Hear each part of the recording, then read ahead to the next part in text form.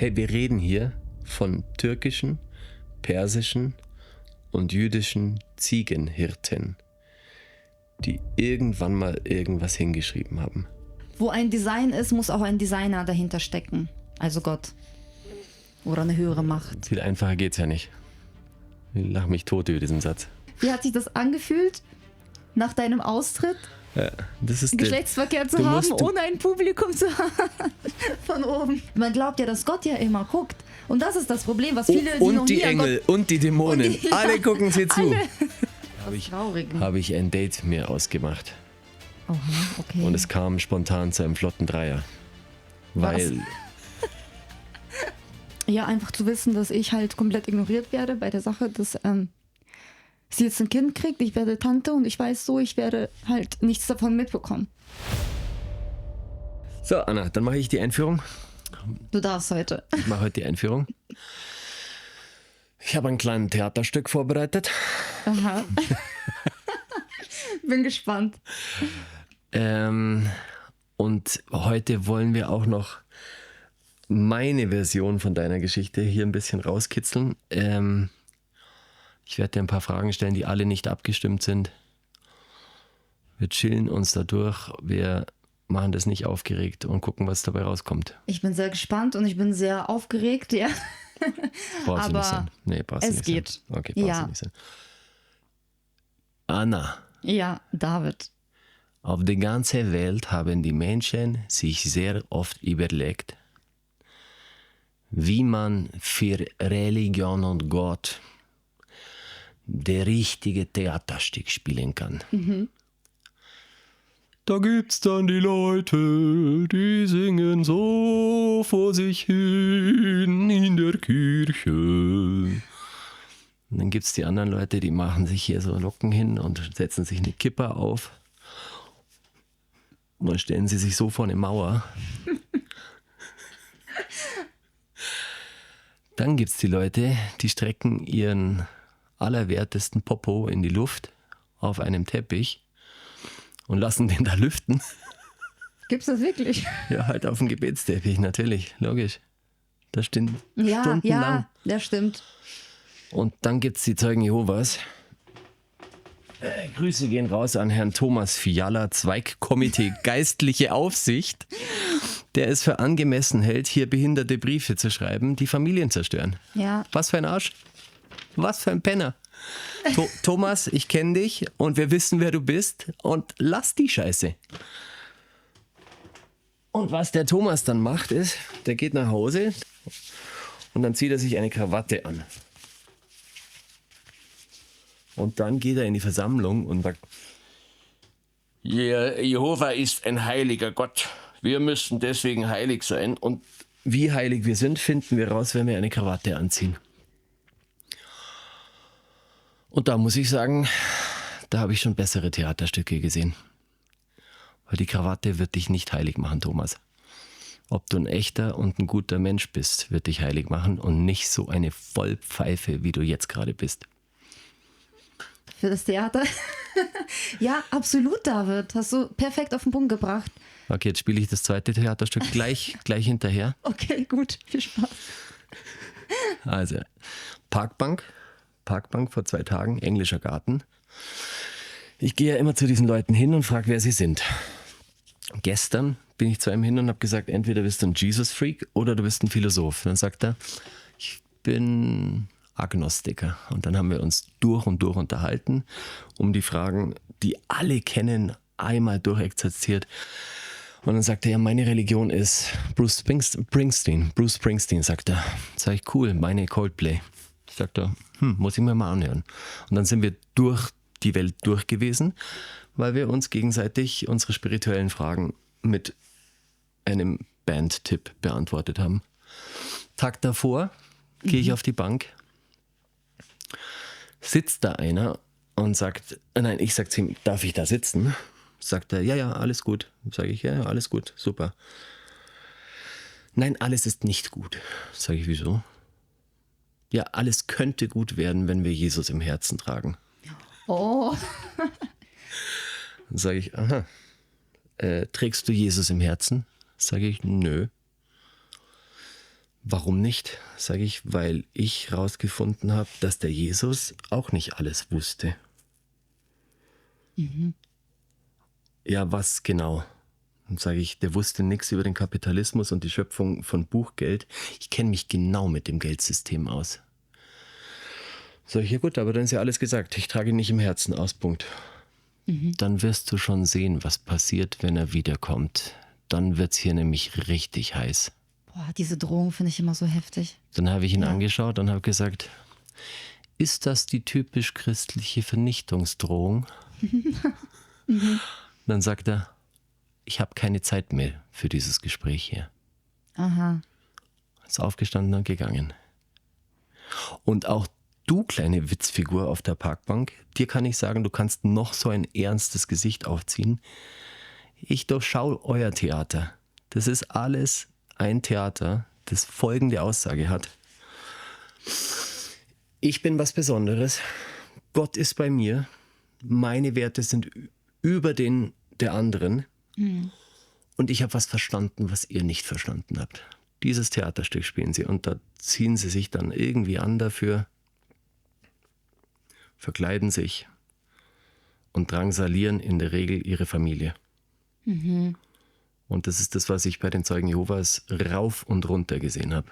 Dass immer Väter wie Mütter ihre Kinder mit der Ausübung der Religion drangsalieren. Und die Kinder müssen meistens ausbaden, was die Eltern nicht konnten.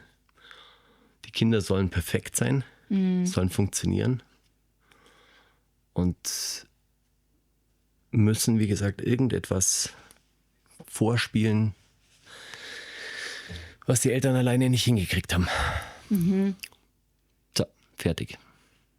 Ja, also hast du perfekt wieder mal formuliert, David. Ich habe ja schon mal gesagt, David kann super gut reden, hörtet ihr ja jetzt. Das hast du jetzt gut gesagt. Du bist ja jetzt wieder auf Jesus eingegangen. Die ganzen Christen, das sind ja meine häufigsten Kommentare unter meinen Beiträgen. Ich verstehe schon, die meinen das alle richtig gut, aber das ist dieses Meinen. Und was du gesagt hast, die fühlen sich komplett alle im Recht. Also die haben die absolute Wahrheit gegessen. Und wir sind die Blöden, wir verstehen es alle nicht. So, auch wenn die es nicht so meinen, die bringen es ja einem liebevoll dar. Aber die merken nicht, dass sie am Ende uns trotzdem... Liebevoll. Erstmal liebevoll. Und wenn du nicht reagierst, was passiert dann? Ja. Wenn du nicht reagierst, kriegst du eine auf die Fresse. Ja. Ich merke das auch jetzt, ich mache immer, also je länger ich ja so einen Content mache, über Zeugen Jehovas und allgemein Sekten und so weiter, kriege ich immer wieder so Kommentare und immer mehr Drohungen kommen jetzt rein. Am Anfang finden die Leute das gut, dass man da aufklärt, aber je länger man das macht, denken die sich, ja, mittlerweile nervt's und so weiter. Und dann kommen da so Kommentare wie, ja, du wirst ja schon sehen, wenn Jehovas Tag dann mal kommt und so, was dann passiert. Ja, red bloß mal weiter und mach dich lustig über den Namen Jehovas so. Und das ist diese Drohung, das ist ja keine liebevolle... Ja. Ich habe den Namen Jehova gehört, jetzt muss ich mir eine Krawatte wieder anziehen. Viel Spaß. Ja, vielleicht erzähl mir mal, worüber wir heute reden wollten. Über dich? Ja, und noch ein bisschen über dich, ne? Ich wollte David auch ein paar private Fragen stellen und über das Byte-Modell wollten wir heute quatschen ein bisschen, weil viele... Also ich bekomme diese Frage wirklich häufig, dass die Leute mich fragen, was ist überhaupt eine Sekte, weil wir oft ja über Sekten sprechen und über die, wie sagt man das, Verhaltensmuster, was eine Sekte, wie man eine Sekte erkennt, wie man eine hochkontrollierte Gruppe erkennt und ab wann wird es überhaupt gefährlich, wann ist eine Religion gefährlich oder ab wann würdest du mal, sag mal kurz, ab wann würdest du eine Religionsgemeinschaft als gefährlich einstufen oder bis wo findest du Religion gut? Oder findest du Religion gar nicht so okay? Also es gibt ja Leute, die haben das dialektisch erarbeitet und die nennen es ja nicht mehr Sekte, sondern sie nennen es High Control Group. Und wenn eine Form der Kontrolle vorliegt, die potenziell zu irrationalen oder gefährlichen Handlungen führen kann, wie zum Beispiel eine lebensnotwendige medizinische Versorgung zu verweigern, dann sprechen wir natürlich auch von einer Sekte, einer gefährlichen. Jetzt sind sie da raus aus der Nummer mit der Eigenbluttransfusion. Die Fremdbluttransfusion haben sie immer noch in ihrem System als Kontrollmechanismus. Und dieser JW Analyzer, der ist ja so brillant, der Typ, das ist unfassbar. Aber der hat jetzt minutiös wieder die Artikel daraufhin gefiltert, dass sie gerade mit absoluter Angst den Exodus, also sprich die Ausreisewilligkeit der Zeugen unterbinden, indem sie behaupten, dass man nur physisch innerhalb ihrer Gruppe geschützt sein kann. Ehrlich? Ja, haben sie jetzt in einer Fußnote im neuesten Artikel eine 50 Jahre alte Lehre revidiert. Früher hieß es immer, wir werden niemals als Individuum physisch geschützt, sondern nur die Zeugen Jehovas als Gruppe werden geschützt. Und jetzt haben sie so viel Angst offensichtlich, dass sie sagen, wenn du physisch geschützt sein willst, also sprich, wenn du keine körperlichen Versehrungen haben willst, musst du drin bleiben. Eine Fußnote, zack, bumm, die ganze Lehre über den Haufen gestrichen. Jetzt geht's noch weiter. Was heißt drin bleiben? Das heißt, dass du... Das heißt, wenn du kein Zeuge Jehovas mehr sein willst und raus willst, dann ist das steht da mehr oder minder so drin, dann ist die Wahrscheinlichkeit, dass du körperlich verletzt werden wirst, sehr groß. Ah, okay. Weil ich hatte jetzt in Erinnerung, dass die sogar erst recht das ja so revidiert haben, dass man sogar jetzt in der Drangsal auch zurückkommen kann. Richtig, haben sie auch. Stimmt auch. Aber sie sagen, bleib besser drin, ansonsten wirst du potenziell körperlich verletzt. Okay. Spannend. Ja, ist mega spannend. Ist brutal. Und dann kommen wir zum nächsten Punkt. Sie sagen inzwischen, und das hat er auch minutiös aufgeführt, wie sich die Rhetorik, also sprich die Sprache nach und nach verschärft hat von wir sollen immer vertrauen und wir sollen auch vertrauen, wenn wir es nicht ganz verstehen und manchmal verstehen wir es noch nicht gleich. Jetzt haben sie gesagt, wir sollen immer gehorchen, selbst wenn es falsch sein könnte. Das habe ich gesehen. Selbst wenn es vom menschlichen Standpunkt aus komplett irrational ist, dann sollt ihr uns gehorchen. Aber das war doch schon immer so. Nein, aber die Worte waren nicht so drastisch. Das war jetzt wirklich krass formuliert, ich weiß. Die Worte waren nicht so drastisch. Die Worte sind jetzt, selbst wenn, egal was wir von euch wollen, und jetzt stell dir mal eine Ehe vor, wo der Mann zu dir sagt, egal was ich von dir will, ich will, dass du gehorchst und mir folgst. Ja. Egal, was ich von dir will. Weißt du, welches Beispiel die da angeführt haben mit dem Roten Meer? Weil die Israeliten wussten ja auch nicht. Die sind ja so in die Sackgasse gelaufen und haben aber vertraut. Ja. Dieses Beispiel habe ich damals bei den Zeugen auch angewendet. Na klar. Also wir gehen da rein, selbst wenn es unser Leben bedeutet, selbst wenn wir sterben sollten. Das ist so alles egal, wir haben gehorcht. Ja. Also, wer da noch irgendeinen Hinweis drauf braucht, ob das komplett geistesgestört ist, dem kannst du nicht helfen. Dem kannst du nicht helfen. Das ist komplett psychisch krank. Das nennt sich Narzissmus. Das stimmt. Wenn ein Mensch von dir unbedingte Gefolgschaft fordert, egal was du ihm antust, selbst wenn es bis zu körperlichen Schmerzen geht oder deinem Tod. Ich glaube, dass diese Art von Beziehungen normalerweise in Kolumbien in der Prostitutionsgegend geführt wird. Krass. Ja, wenn ich jetzt überlege, so die Würde des Menschen ist unantastbar, da sind ja die Zeugen Jehovas ganz weit weg davon, wenn man jetzt darüber nachdenkt, dass die von einem verlangen, alles zu tun, auch wenn du es nicht verstehst. Hier nochmal der kleine Hinweis an Herrn Thomas Fiala. Seines Zeichens Familienzerstörer, der an Frau Anna Dillay geschrieben hat, sehr geehrte Frau Dillay, wir beziehen uns auf Ihr Schreiben, bestätigen hiermit, dass Ihre Mitgliedschaft beendigt ist. Aber es hätte ja sein können, dass die Kinder noch drin sind. Oder deine Schwester noch drin ist. Und dass dir das egal ist, Thomas, wissen wir. Mach, was du willst. Du machst das Falsche. Ja. Wobei, und die Anna leidet übrigens. Ja. Brutal. Weil du amerikanischen Fatzken gehorchst, Thomas. Das sind nichts anderes als alte, weiße Männer, die fundamentalistisch ihren Glauben leben und ohne Rücksicht auf Verluste das Denken aufgehört haben, unbedingten Gehorsam von dir fordern und du gibst ihn ihnen. Glückwunsch! Austritt ist ja was anderes. Diese Ächtung danach ist ja das, was schlimm ist. So, warum haben wir nicht das Recht, einfach auszutreten? So, das ist das.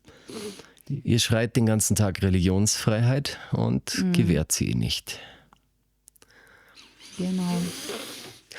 Anna, also pass mal auf, die Geschichte mit deiner Schwester, die ist natürlich schon krass, weil sie so heftig ist. Aber was ist denn deine... Okay, also ich gehe jetzt ganz direkt rein in die Frage. Ist dir deine Schwester so wichtig als Mensch oder ist die Situation einfach so krass? Verstehst du, was ich meine? Was würde denn passieren, wenn sie heute zurückkäme und sagt, ich habe jetzt alles verstanden? Mega. Wäre die Liebe komplett wieder da? Oder? Auf jeden Fall. Ja? Natürlich. Also die Liebe war nie weg. Also Okay. ich glaube bei ihr auch nicht. Und ich glaube, wir werden auch immer verbunden bleiben. Und wir haben einmal miteinander geschrieben. Und da habe ich sie angeschrieben, weil mein großer, der 5-jährige Sohn hat immer wieder mal gefragt, also er wusste, dass ich eine Schwester habe und so weiter. Und dann habe ich ihr mal geschrieben, weil ich was geträumt habe ich sie angeschrieben und gesagt so, ja, dass Maxi halt immer wieder mal fragt nach ihr und dass es mir das Herz zerbricht, dass wir halt keinen Kontakt haben, dass sie meine Kinder nicht groß aufwachsen sieht und ich auch vielleicht in Zukunft ihre Kinder nicht sehen werde, weil ich ja schon so wusste, dass sie auch planen, Kinder zu bekommen.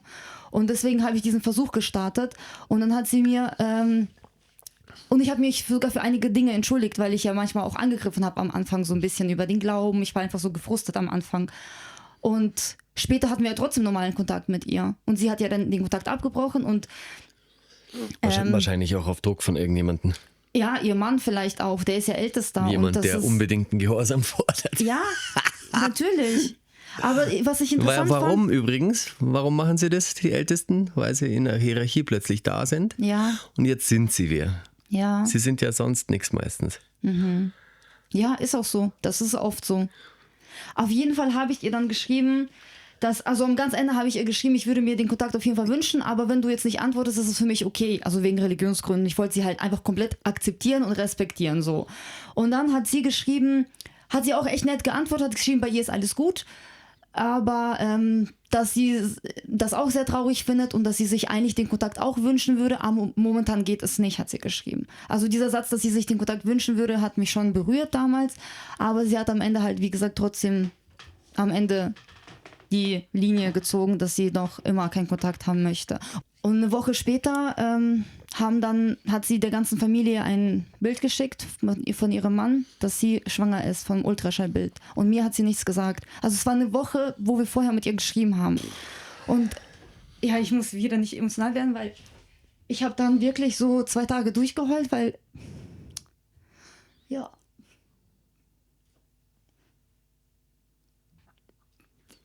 Erzähl du erst mal.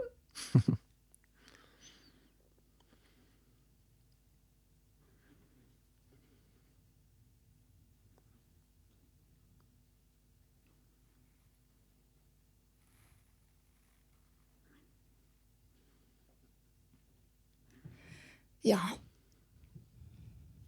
Das war einfach hart. Weil bei meinen Schwangerschaften habe ich zuerst ihr erzählt, dass ich schwanger bin. Und wir haben sogar zusammen unserer Mutter erzählt, dass ich dann schwanger bin. Und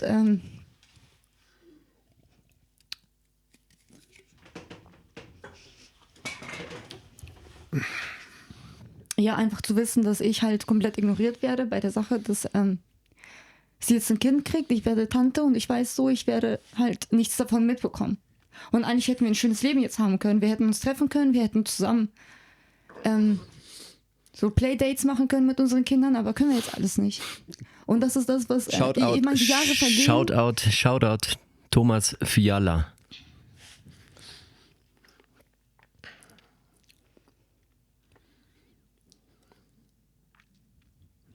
Ja, die Jahre vergehen und 3 Jahre hat sie halt jetzt meine Kinder gar nicht mehr kennengelernt. Diana war da.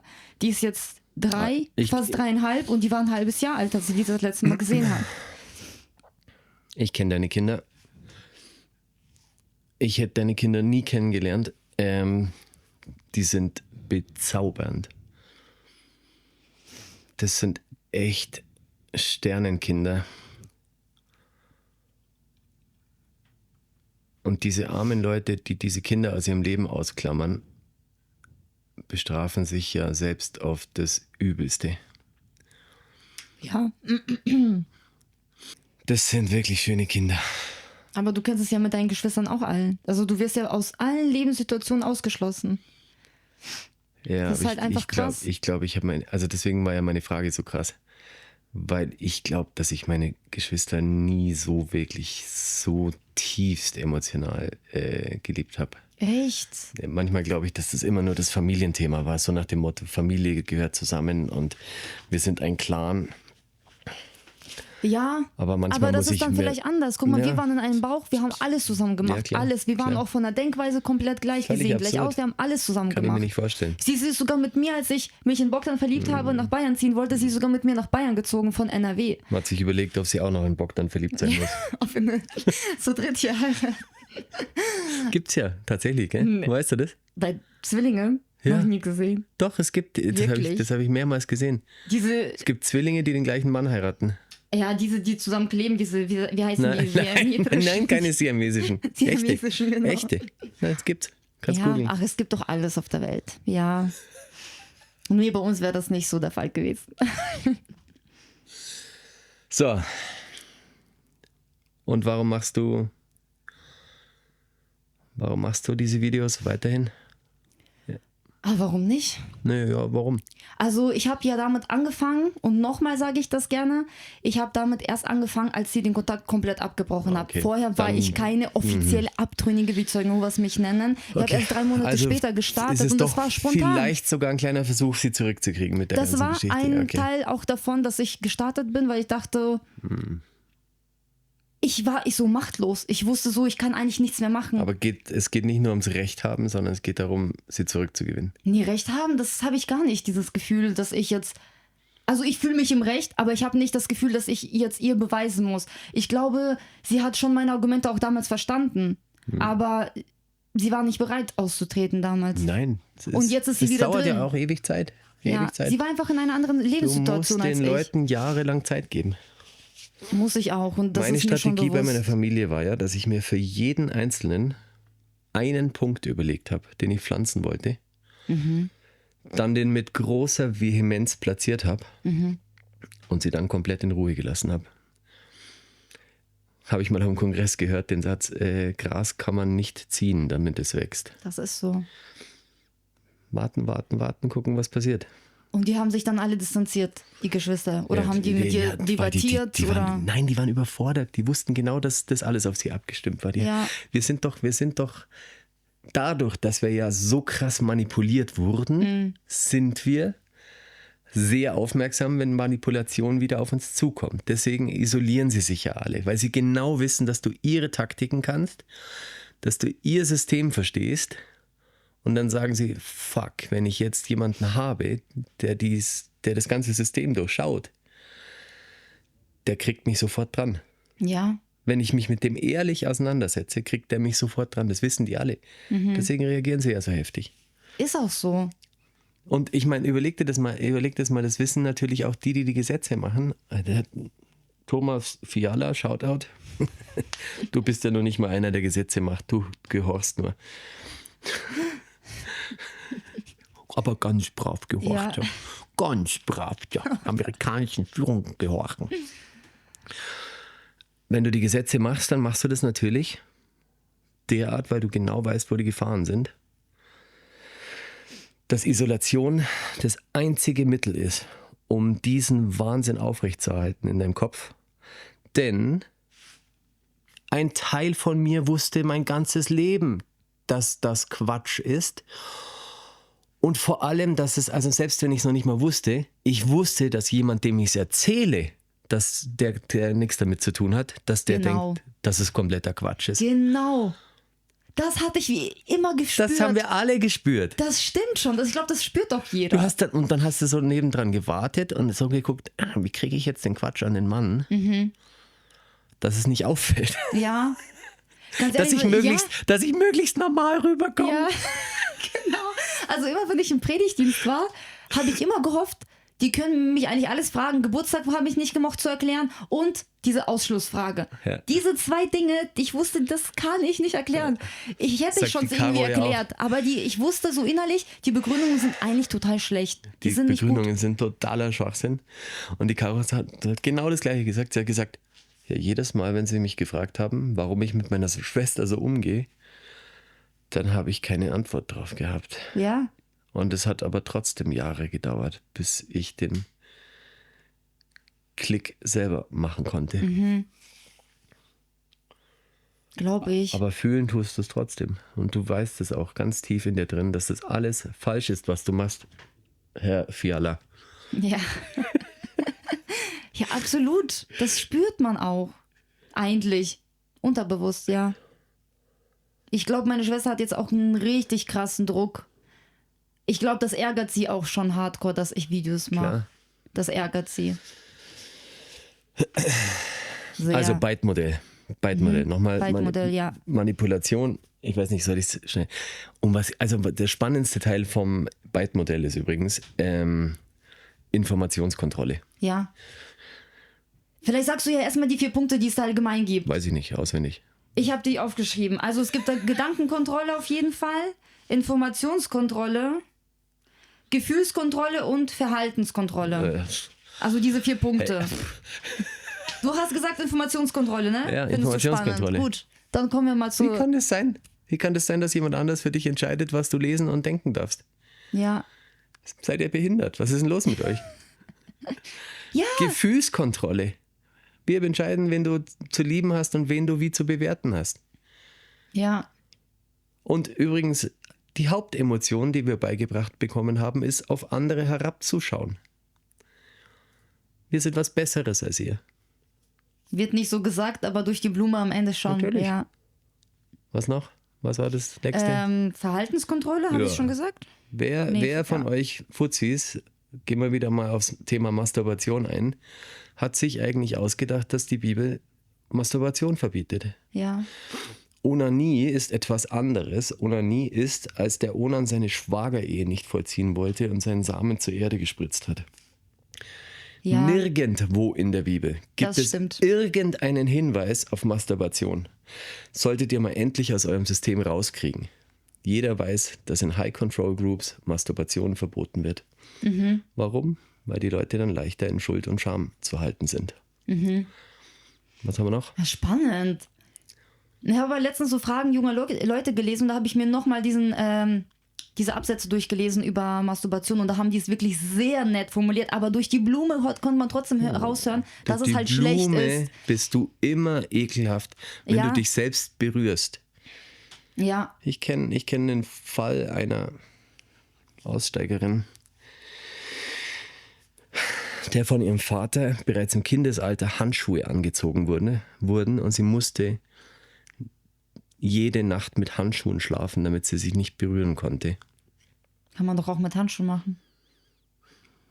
Mit Fäustlingen, mit so richtig Mit Fäustlingen. mit dicken Fäustlingen. Und jetzt erzähl mir mal, wer dem Vater diese Gedanken eingepflanzt hat. Krass. Das waren die Zeugen Jehovas. Ehrlich. Shoutout zum Thomas Fiala. Ja, es gibt so verrückte Dinge, über die kann man sich gar nicht ausmalen oder vorstellen, dass es die gibt. Da gab es noch Gefühlskontrolle, Gedankenkontrolle, Informationskontrolle, Verhaltenskontrolle. Ja, das greift ja ineinander. Ja, vieles ist ja ähnlich dann. Also Hassan, wie heißt der Doktor? Also Gedankenkontrolle finde ich aber auch krass, weil du fühlst dich ja schon schlecht, wenn du was Falsches denkst, wenn du was willst. Zum Beispiel Masturbation, wenn wir da du jetzt bist bleiben. dein eigener Polizist. Du Ja. bist dazu trainiert, dein eigener Polizist zu sein. Ja, also wenn ich jetzt zum Beispiel doch Lust habe auf Masturbation, wenn wir bei diesem Thema bleiben, Rein hypothetisch. dann habe ich ja direkt das Gefühl, dass Gott mich ja sieht. Ja. Weil viele fragen mich so, hä, aber mach das doch, ist doch egal, die kontrollieren dich doch nicht immer. Dann sage ich immer, ja, aber Gott sieht dich. Man glaubt ja, dass Gott ja immer guckt. Und das ist das Problem, was viele, die noch Und die nie an Engel und die Dämonen. Und die- alle gucken sie zu. alle. Truman Show. Stimmt, ich habe da mal so eine Frage gelesen. Wie hat sich das angefühlt, nach deinem Austritt Das ist Geschlechtsverkehr zu du haben, musst- ohne ein Publikum zu haben? Von oben. Das ist eine lustige Frage. Ja. Das ist Und echt eine wie lustige hat sich das Frage. angefühlt? Ich hab's immer Oder noch war das nicht, bei ich dir hab's nicht so immer krass? noch nicht ganz raus aus dem Kopf. Ehrlich? Ich musste an den Punkt kommen, wo ich gesagt habe, es ist mir egal, ob jemand zuschaut oder nicht. Aber die Prägung war so tief, dass sie kaum rauszukriegen war. Krass. Dieses, ich werde ja immer beobachtet. Das, was sich ja Paranoia nennt am Schluss. Aber die haben die mir echt hardcore, also rational habe ich das abgelegt. Gefühlsmäßig sagt der Körper immer noch, kannst du dir sicher sein, dass du nicht beobachtet wirst. Krass. Ja, aber ganz ehrlich, das ist auch nochmal der Unterschied, glaube ich. Du bist ja noch seit der Geburt da drin gewesen und auch noch mal länger drin gewesen. Also Und ich hatte einfach noch krassere Eltern. Ja, das stimmt. Boah, ich weiß gar nicht, wieso Barbara Kohut ja, wie sie das so macht. Also, das finde ich so krass. Die ist, mit wie vielen Jahren ist sie da raus? Mit 50, 60 oder so? Ich glaube mit 70 sogar. Oder mit 70. Oh, ich finde das so heftig. Wirklich Respekt, dass man es dann noch schafft, weil du hast ja wirklich, deine ganzen Kontakte sind ja da drin. Weil als junger Mensch kannst du dir einfacher noch einen Freundeskreis aufbauen und alles, aber wenn du dann mit 60, 70 austrittst, ist es schon nochmal eine Nummer härter. Aber wir hatten ja jetzt einige in der Gruppe, die in dem Alter ausgetreten sind. Wirklich? Im Dodo Club gibt es einige, die jetzt mit 60, 70 raus sind. Ja. Und krass. Die finden auch immer mehr Spaß dran übrigens. Also ja. Was wir da nicht lachen da drin, ist ja schon witzig, oder? Also da kommt ja ein Brüller nach dem anderen. Ja, wobei ich nicht immer schaffe, alles zu lesen, weil es so viele Nachrichten muss ja nicht, aber ich kann dir sagen, es ist witzig. Viele Menschen verstehen es nicht, wenn jemand sagt, ja, da ist doch Gehirnwäsche wird vollzogen bei den Zeugen Jehovas. Wie kann man sich denn diese Gehirnwäsche überhaupt vorstellen, diese Beeinflussung? Wie läuft das ab? Dass die Leute wirklich dann alles tun, was diese Religion einem dann sagt. Nicht alle, aber manche ja. Die meisten aber bei den Zeugen Jehovas. Gefordert wird es. Manche bleiben offen und sagen, nee, pass mal auf, bis zum gewissen Punkt mache ich da mit, aber wenn irgendwas Krasses passieren würde, würde ich nicht mehr mitmachen. Mhm. Du kriegst ja schon eigentlich auch beigebracht zu hinterfragen. Was ja wieder perfide ist. Eigentlich sollst du ja menschliche Anweisungen hinterfragen, aber die nicht. Also das ist ein Brainfuck vor dem Herrn. Also ich bin mir ganz sicher, dass da ganz viele sind, die sich auch permanent überlegen, ob sie da rausgehen. Mhm. Also ich weiß nicht, was passieren muss, dass es diesen Massenexodus gibt. Ich hoffe, das kommt irgendwann. Eine neue Welle wieder, wie bei Corona-Zeiten. Es gibt ein paar Analysen, die sagen, wahrscheinlich ist er bereits im Gange. Vielleicht auch nicht. Also die Meta-Analysen sagen alle, das Ding wird wahrscheinlich auf 3 Millionen runterschrumpfen. Was denkst du? Mhm. Also das habe nicht ich gesagt, das sagen andere. Ja. Die sich mit den Zahlen... Auf welchem Zeitraum? Wahrscheinlich die nächsten 10 Jahre. Ja, okay, ja. Das kann ich mir schon vorstellen. Schrumpft ja jetzt auch schon. Oder steigt nicht mehr. Noch manipulieren sie die Zahlen brutal. Ich weiß nicht, was passiert. Und es ist mir auch wurscht, weil die einzige Importanz ist für mich, dass wir das verarbeiten und da ordentlich rauskommen langsam. Mhm. Würdest du sagen, du hast es noch nicht verarbeitet? Du hast eigentlich meine Frage noch nicht beantwortet, aber... Ob ich es verarbeitet habe? Mhm. Ich hätte gern meine Familie doch wieder zurück. Wie kannst du den Verlust einer Familie verarbeiten? Wie soll das gehen? Ja. Stell dir mal vor, die wären alle beim Flugzeugabsturz gestorben. Das ist ja auch so ähnlich. Es ist so ähnlich und dann sind die Leute immer ungeduldig und sagen nach 2 Jahren, ja, aber es ist ja jetzt schon 2 Jahre her. Mhm. Aber wie soll ein Mensch den Flugzeugabsturz seiner gesamten Familie verarbeiten? Wie soll denn das gehen? Oder die Abnabelung seiner psychisch siamesischen Zwillingsschwester. Wie soll das gehen? Und wenn dann jemand behauptet, das musst du aber jetzt langsam doch verarbeitet haben, dann sage ich, nö, muss ich nicht. Wie denn? Ja, also ich muss sagen, dieser Part, ich würde sagen, mit den Zeugen Jehovas habe ich schon abgeschlossen, auch wenn es für viele so aussieht, als wäre ich noch voll verbittert, weil ich meine Videos mache, ja. Aber dieser Part mit meiner Schwester, ich glaube, das wird mir immer wehtun. Und je länger es dauert, umso schlimmer finde ich es eigentlich. Klar, irgendwo entwöhnt man sich und gewöhnt man sich auch daran, dass man keinen Kontakt hat, aber es gibt so viele Momente, wo ich mir denke, boah, das hätte ich ihr gerade so gern erzählt, weil es nur sie verstehen könnte. Wir mussten auch nie irgendwie erklären etwas, weil wir schon wussten, was wir denken und wie wir es meinen. Und alle haben uns immer angeguckt und haben gedacht so, hä, was? So, weil es nur wir verstanden haben. Weil du weißt ja, du tickst wahrscheinlich ja auch in bestimmten Situationen, nur du selbst verstehst dich, weißt? Aber stell dir vor, es gibt noch so einen David, weißt du? Das wollen wir uns nicht vorstellen. Der das versteht einfach, ohne es auszusprechen oder erklären zu müssen. Nein, ich habe heute Nacht meine gesamte Favoriten Liste im Handy durchtelefoniert, weil ich jemandem was unbedingt erzählen wollte und halt geguckt habe, wer um 2 noch rangeht nachts. Aber ich wollte auch jemandem was erzählen, der mich versteht. Also ich hab mir genug Leute ins System gebaut, die mich verstehen. Aber das war harte Arbeit. Ja, man startet ja wieder von Null, wenn man sich dran gehalten hat, dass man sich auch keine Weltmenschen als Freunde aufgebaut hat. Ja. Wir haben ja damals auch mit allen Kontakt abgebrochen. So, noch irgendwas Lustiges? Pass auf. Mir fällt nichts ein. Doch, noch was. Da meine liebe Freundin mit mir Schluss gemacht hat, habe ich David, ich dachte, was Lustiges. Ja, habe ich ein Date mir ausgemacht. Oha, okay. Und es kam spontan zu einem flotten Dreier. Weil... Wie, jetzt spontan? Jetzt vor ein paar Tagen oder was? Vor 3 Wochen. Weil auf dem Date ist jemand aufgetaucht, den ich nicht eingeladen hatte. Ein gewisser Herr Jeshua. Jesus war auch dabei auf dem Date. Es kam natürlich zu keinem Dreier, sondern sie setzt sich im Endeffekt im Restaurant von mir hin. Okay. Und sagt so, ja, also wenn wir eine Beziehung wollen, dann muss aber Jesus zwingend Teil unserer Beziehung sein. Ach, jetzt check ich's, okay. Die dritte Schnur. Von seiner Schnur weiß ich nichts. Ehrlich, hast du eine Gläubige da am Start gehabt?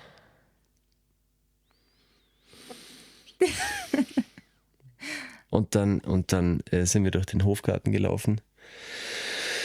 Und dann habe ich gesagt, weißt du, ich tue mir einfach schwer, da war so eine Pfütze. Und dann habe ich gesagt, wenn ich dir jetzt erzählen würde, dass über dieser Pfütze vor 20 Jahren ein schwebender Mann war, der das Wasser nicht berührt hat, was würdest du denn dann über mich denken? Voll gut. Was hat sie gesagt? Ja, dass wir uns nie wieder treffen werden. Ich glaube, das passt auch nicht zusammen. Oh, krass. Ja. Scheiß doch noch lustig geworden. Aber wieso datet sie einen, der nicht christlich ist, wenn es ihr so wichtig ist? Die wusste ja nichts. Das war ja ein ganz spontanes Treffen. Einfach okay, nur so, gut. zack. Gut. Du, wollen wir uns mal kurz unterhalten? Mhm.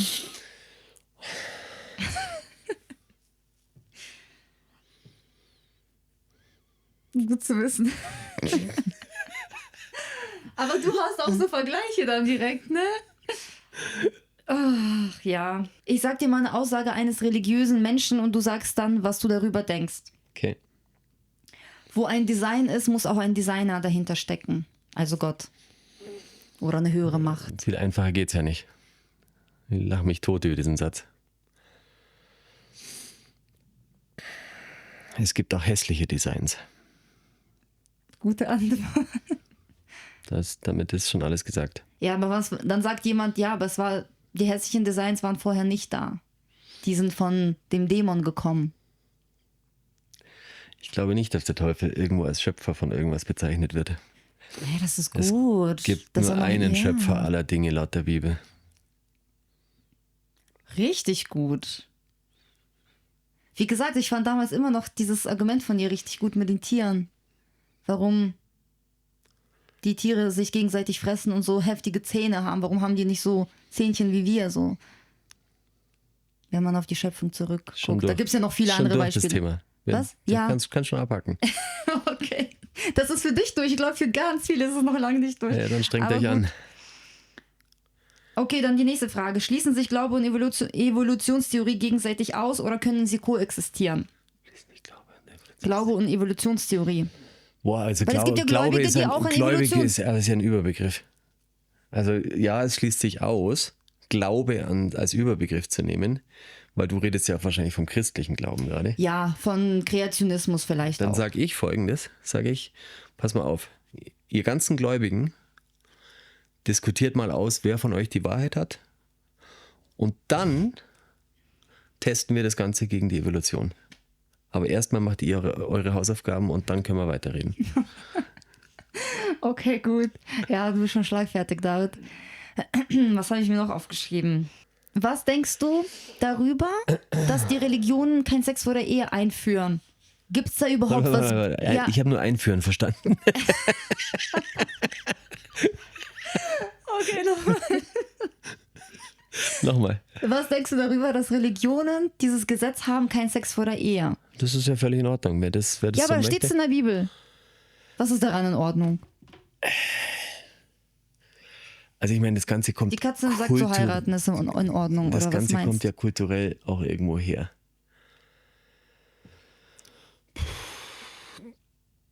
Also pass mal auf, die Antwort ist auch wieder sehr, sehr einfach. Es gab zu der Zeit, als diese ganzen Vorsehungen gemacht wurden, keine Verhütung.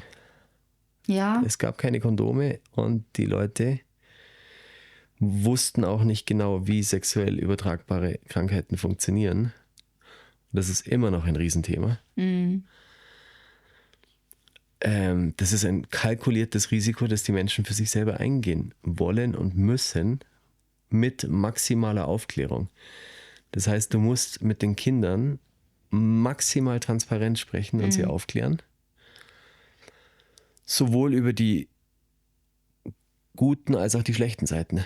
Weil es hat nicht nur gute Seiten. ja, Es gibt Risiken da drin. ja, natürlich. Also Und dann ja. müsste ein aufgeklärter Mensch selber entscheiden, wie er mit diesen Risiken umgeht. Also ich denke mir dazu, dass es ja früher in der biblischen Zeit ja auch nochmal anders war mit dem Heirat. Also es ist ja nicht so gewesen wie heutzutage, dieser lange Prozess.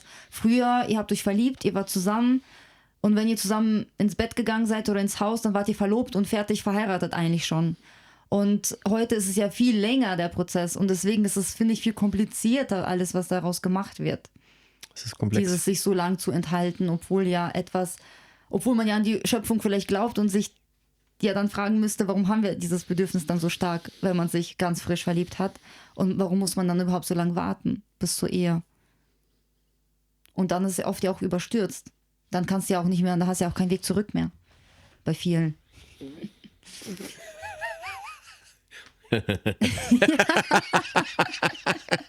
Das ist so. Ja. Welche Fragen hast du noch? Ich habe nichts. Ich dachte, du hast voll die schlimmen Fragen. Die Fragen waren ja voll okay, David. Ich werde dich nicht über dein Sexualleben im Bogdan ausfragen hier. Das würde ich auch nicht beantworten. Also, Was waren die Dinge, die du als allererstes gemacht hast, als du bei den Zeugen Jehovas ausgetreten bist? Gab es da so Dinge, die du nicht machen durftest und dann wolltest du die unbedingt aber nachholen? nee, das habe ich ja alles vorher gemacht. Bei den Zeugen noch? Ja, klar. Okay, gut, ja, auch gut. Ja, Danach bin ich tatsächlich viel braver geworden, weil Echt? ich nicht mehr so unter Druck war. Ja. das habe ich letztens auch schon gehört. Ja. Nee, danach war der Drang gar nicht mehr so da, groß falsche Sachen zu machen. Okay, interessant. Falsch in Anführungszeichen, Ja. weil ich halt auch das, was ich... Nee, Was du gemacht hast, auch nicht als falsch. nicht falsch. Ist ja. es klug? Ist es gut für mich? Ja, Habe ich jemand geschadet? Nein. Ich habe immer tunlichst vermieden, anderen zu schaden. Jetzt habe ich was. Ich habe mir erlaubt, das erste Mal im Leben zu Leuten zu sagen, dass ich sie nicht mag und dass sie sich verpissen sollen aus meinem Leben. Das so habe ich mir direkt nämlich formuliert dann. vorher nicht erlaubt, genau, ja. Das war tatsächlich der entscheidendste Wandel, zu akzeptieren, dass es Leute gibt, die nicht bekehrt werden können und die besser aus deinem Leben raus sollen. Ja klar, man kann ja auch nicht mit allen. Gab es Dinge, die du so gelesen hattest oder Videos angeschaut hast nach deinem Austritt, damit es dir hilft, irgendwie psychisch auf dein Leben wieder klarzukommen? Ja, ich habe Kannst du den vielleicht was empfehlen? ganzen Tag Lloyd Evans geschaut, ja. Echt? Ja, den ganzen Tag. Der hat mir so geholfen. Wahrscheinlich habe ich 500 Stunden das Zeug von dem angeschaut, ja. Boah. es gibt leider nach wie vor im Deutschen zu wenig YouTuber, die das in der Qualität darstellen. Ich glaube, dass das, was wir heute gemacht haben, schon in die Richtung geht eigentlich. Aber es bräuchte noch mehr Leute, die sich hinstellen und richtig. Wobei der JW Analyzer, der wird ja jetzt von, ich glaube, Bruder-Kanal oder was, die machen den ja immer auf Deutsch. Echt? Bloß meistens sind diese Synchronstimmen so unerträglich, Ja. weil die reden immer alle wie mechanische Roboter. Ich mag das auch nicht. Stellt euch mal hin, macht euren Mund auf und redet wie normale Menschen. Und nicht immer so. Ja. Mein Praktikant gestern gesagt, sagt er, ich liebe das, dass du immer so passionate redest. Ich sag, was haben wir denn sonst noch? Wir müssen einfach ab und zu mal vielleicht dankbar dafür sein, dass wir das ja alles hier erleben dürfen. Ja. Diese Frage hast du mir noch nicht ganz beantwortet. Ab welchem Zeitpunkt findest du eine Religion zu extrem? Also bis zu welchem Zeitpunkt findest du eine Religion gut? Gewalt geht nicht. Aber was ist Gewalt? Gewalt ist ja schon so ein großes Wort. Guter Punkt. Wo fängt die Psychische Gewalt an? Gewalt haben sie perfektioniert. Die Zeugen Jehovas, Thomas Fiala, Shoutout, haben psychische Gewalt perfektioniert. Und zwar immer so, dass sie sagen, wir haben dich so lieb,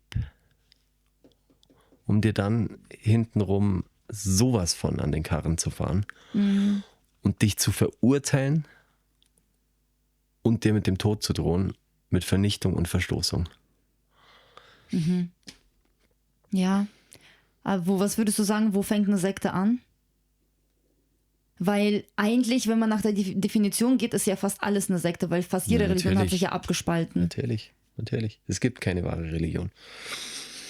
Also, Wahre Religion, gibt's die wahre habe ich dir den Religion? Satz, ich habe ihn ja gesagt, gell? Alan Watts, habe ich dir gesagt? Keine Ahnung. Also, der kleine Schweinehund hat einen Satz gesagt, den ich eigentlich hätte sagen sollen, aber er hat ihn vor mir gesagt. Wahre Religion ist es, Angst in Humor zu verwandeln.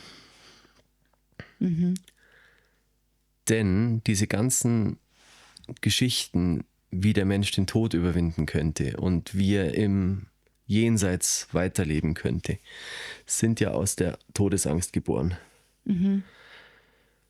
Aber keine von diesen Geschichten kann bewiesen werden. Das heißt, wenn wir hier sind und diese Angst verspüren, sollten wir lieber mal einen Witz drauf machen und humorvoll damit umgehen, anstatt, wie der Harari sagt, irgendeiner verrückten, simplen Geschichte aufzusitzen und die dann mit Vehemenz zu verteidigen. Absolut. Ich finde es immer wieder witzig, wenn man eine Geschichte nimmt und jede Religion interpretiert da was anderes rein. Und dann liest man sich diesen Bibeltext und überlegt 100 Jahre, wie der gemeint sein soll. Ich finde, jetzt im Nachhinein ist das eine absolute Zeitverschwendung, weil am Ende weißt du nicht, wie diese Person es gemeint hat. Und ob du jetzt danach lebst oder nicht, also die Person ist ja nicht mehr am Leben, das juckt die nicht. Und Gott juckt es wahrscheinlich noch viel weniger. Hey, wir reden hier von türkischen, persischen und jüdischen Ziegenhirten, die irgendwann mal irgendwas hingeschrieben haben. Und wenn heute einer was schreiben würde, würde es keiner lesen. Das stimmt. Wie sexy wäre denn das?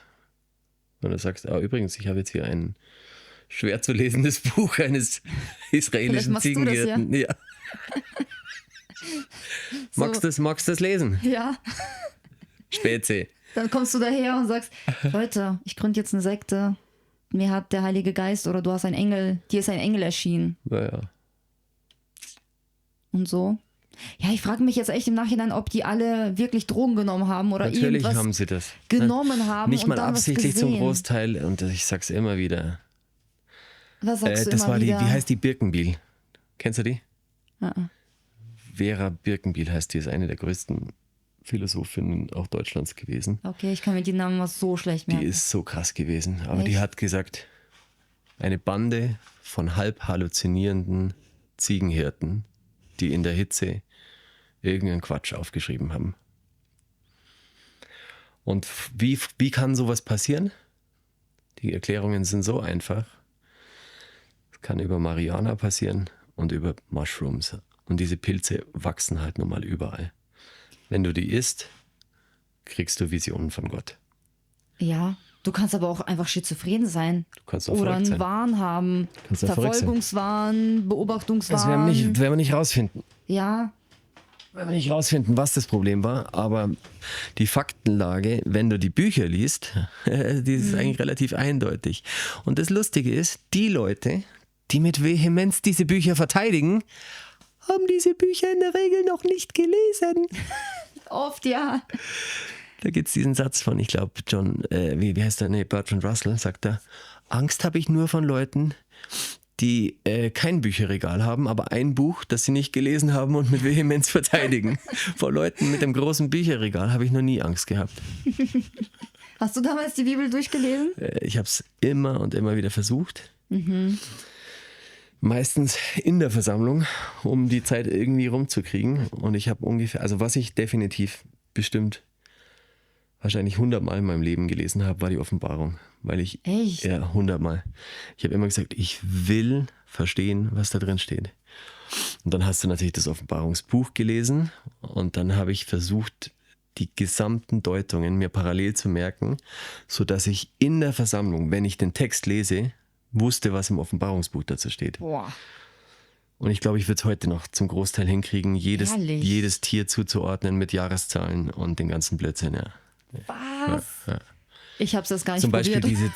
diese zwei Zeugen mit den, ich glaube, 1260 Tagen, die dann angeblich von 1916 bis 1919 zur zweiten Hälfte 3,5 Jahre eingesperrt waren, was sich ja angeblich auf die leitende Körperschaft bezog, weil sie den Kriegsdienst verweigert haben und dann von der US-Regierung eingesperrt wurden. Und dann haben sie diese Deutung auf diese zwei toten Zeugen, die stinkend auf der Straße liegen in der Offenbarung, haben sie das bezogen und haben das quer gezeichnet. Das ist mir schon zu kompliziert. Ich weiß, das ist für jeden so kompliziert. Und ich habe das versucht mit 12 Jahren zu verstehen oder mit 13. Und ich hab mich so reingefuchst und habe mir das alles vorgestellt, habe mir das alles 1000-mal erarbeitet Boah. und habe aber am Schluss immer gesagt, aber es ergibt trotzdem keinen kompletten Sinn für mich. Weißt du warum? Weil zu wenig in der realen Welt, in der ich gelebt habe, passiert ist, was mit den Zeugen Jehovas zu tun hatte. Die spielten einfach keine Rolle. Angeblich haben sie 1916 bis 1919 eine so große Rolle gespielt, dass es ein prophetisches Bild in der Offenbarung für sie gab. Und wenn ich aber heute in die Welt schaue, dann spielen sie einfach keine Rolle. Kein Mensch interessiert sich für dich, Thomas Fiala, da draußen. Ja, ist auch so. Kein Mensch interessiert sich für dich. Ich finde an der Offenbarung ganz schwierig, weil da sind ja auch viele Dinge, die ja symbolisch gemeint sein sollen. Dann musst du ja erstmal das Puzzle lösen, was ist ja symbolisch und was ist aber buchstäblich gemeint. Und das ist, fang da mal an. Da braucht man erst gar nicht anfangen. Ja, weil am du. Ende weißt du trotzdem nicht, was davon richtig ist und was nicht. Ja. Daher nehmen ja auch diese 140.000. Das ist ja auch lustig. Eigentlich ist es ja 144.000, meinst du? 144.000, ja. Das ist ja auch lustig, weil da geht es ja um ganz was anderes eins eigentlich. symbolisch, eins wortwörtlich, Ja. bla bla bla. Das ist übrigens ein Blub. Thema, was sehr spannend ist, wenn die das mal. Weil es löst sich ja Müssen sie eigentlich auch auf. reformieren, ja. Die müssen das ja schon lange eigentlich da jetzt was dazu sagen. Klar. Die schweigen zu dem Thema komplett. Ja, warum? Weil sie zu viel gerade aufräumen müssen. Die räumen gerade schweigend ihr Zimmer auf Ja. und die haben noch ziemlich viel aufzuräumen. Mir tun sie ja tatsächlich fast leid, weil ich möchte den Job nicht machen müssen. Ich auch nicht. Ich will das gerade nicht managen müssen, den Laden. Also du glaubst, dass die leitende Körperschaft schon daran glaubt, hast du mal gesagt, ne? Weil sonst kann man das ja gar nicht wirklich durchziehen, die oder? glauben an die Metaebene, Ja, aber sie merken, dass sie auf dem falschen Dampfer sind. Sonst würden sie nicht so hart managen. ja, das glaube ich auch nicht. Die allerletzte Frage. So, wir kennen ja beide dieses Gefühl, dass die Welt uns ja so als böse eingetrichtert wurde, dass die Weltmenschen alle irgendwie am Ende eigentlich keine guten Menschen sind, so unterm Strich. Hat sich dieses Weltbild bei dir bestätigt, als du bei den Zeugen Jehovas dann ausgetreten bist? Oder hast du sogar im Gegenteil was erlebt? Wie empfindest du die Welt heute?